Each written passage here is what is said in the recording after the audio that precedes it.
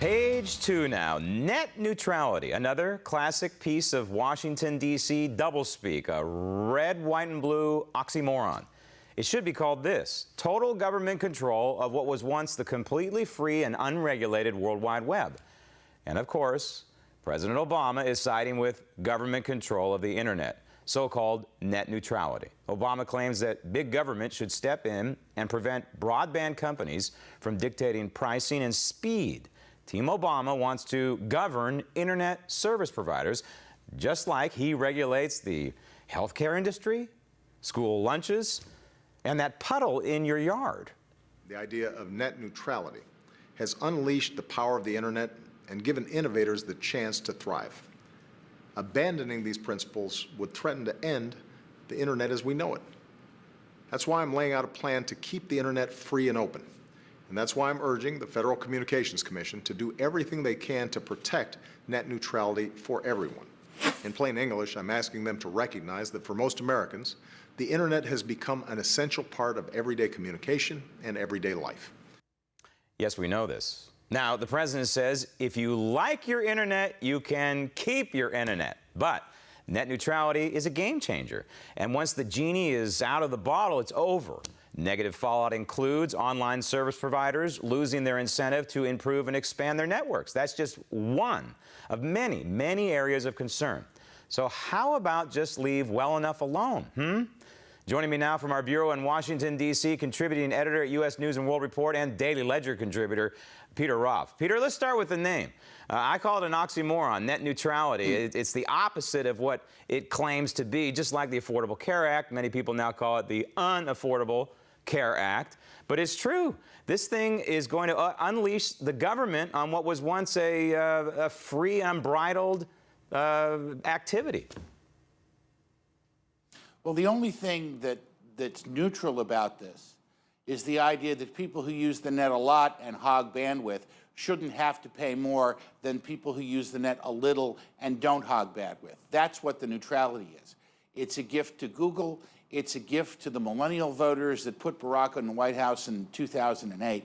But, frankly, the real oxymoron here is that while he wants to give the U.S. government control of the internet infrastructure, he wants to, by freeing up ICANN, the International Corporation for Assigned Names and Numbers, from any semblance of responsibility to the U.S. government, which, after all, created the internet and gave it to the world.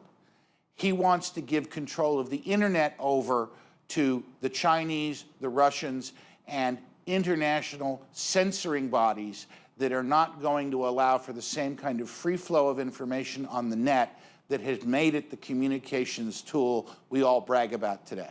Right, and that's a crucial point that you make there. You can't look at these separately. You have to look at both of these together, and that is the so-called net neutrality, which would be government control of the World Wide Web in this country, but also the fact that Obama and company wants to give the keys to the entire operation to people who are outside of this country. And so, in your opinion, what do you think is the worst-case scenario if both of those happen?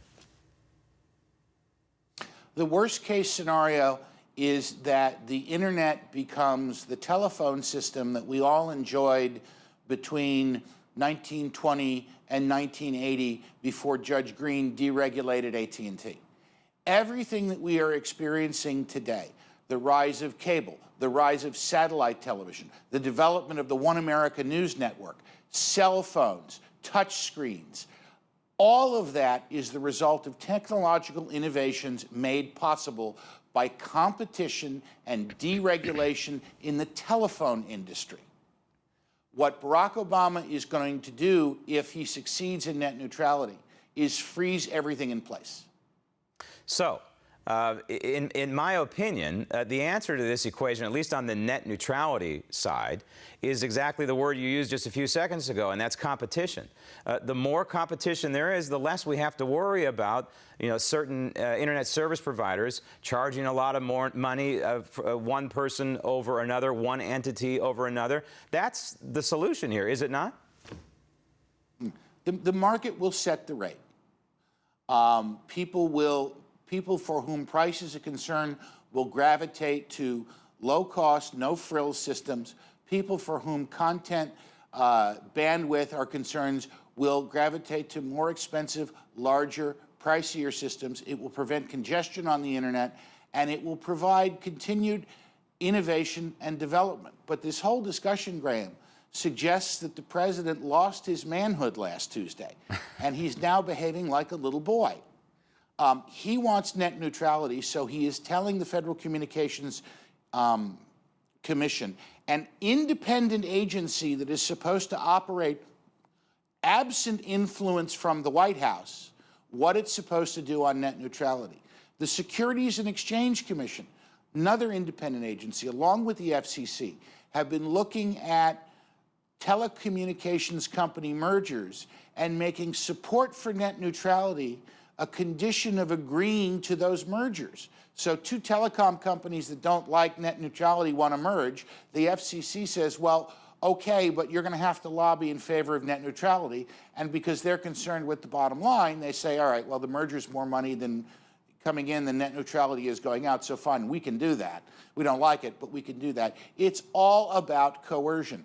The president has turned into a coercive utopian who is going to use his pen and his phone, which will run slower if net neutrality becomes law, to dictate public policy because he's lost control of the Congress and he's lost the confidence of the American people. Right, so he's going to his minions that he can control, and his minions are on the FCC, at least the majority of which. So my bottom line on this, on net neutrality, on the user end, Peter, would be obviously it will stifle growth and innovation, and we'll probably see that on the user end. But ultimately, if the government gets involved, we see regulation, we'll see limits put on us, and eventually we'll see a tax. That's where this thing is going, is taxing us. We'll see an internet access tax, you'll see a decline in services, and you'll see higher prices. When he says, if you like the internet you have, you can keep it, what that means is it isn't going to get any better. So be happy with this one. And it is beyond me that he decides to make this announcement in China. Yeah. China, a place where the internet exactly isn't what we know it to be here. Yeah, I think Ted Cruz is right that this is the Obamacare of the internet if it happens. Peter, thanks.